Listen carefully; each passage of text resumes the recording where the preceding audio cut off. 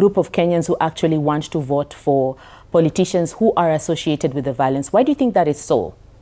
Well, you know that in some societies, and you know, he's a retired officer, there's some people say they want macho men, they want macho women, they want men and women who can insult everybody. That is the kind of politics they want. Like, for instance, when somebody who has served once at the presidency, who has been impeached, takes a podium and you insult a female governor, you insult a female PS by suggesting that the female PS has got some nocturnal activities with other leaders. Can you imagine if you're the PS or if you're the governor watching news at home with your husband or with your wife or with you know, your children, and a politician does this, and then it's picked on by some digital warriors and it's spread all over? That is unacceptable. And guess what? For some reason, these people are not punished. There's no pecuniary punishment. There's no criminal punishment. These are the people we give a pat on the back, and when they post those things on social media, they get immense following. You know, sometimes they monetize political violence. Because if I insult you right now, and then I post it on social media, people will be curious to find out. And it trends. Gets a following, advertisements run against. And there's monetization. So maybe even at this stage, we need to talk to these people who run social media companies and organizations, that there's some content which is unacceptable. You know, some countries like the UK is about to come up with that policy, and also Australia, whereby if you're posting this kind of content, it's unacceptable.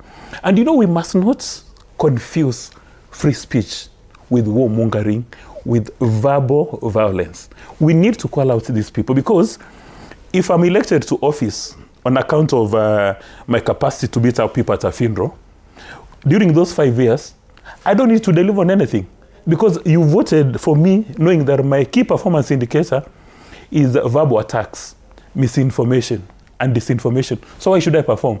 Because I'll just go sit on my back, make money, so that I can recruit more people in my wing, and then after 5 years, I'll engage in political violence. That is why we have to say times above number, till the cows come home, that we must start rewarding ideas and opinions.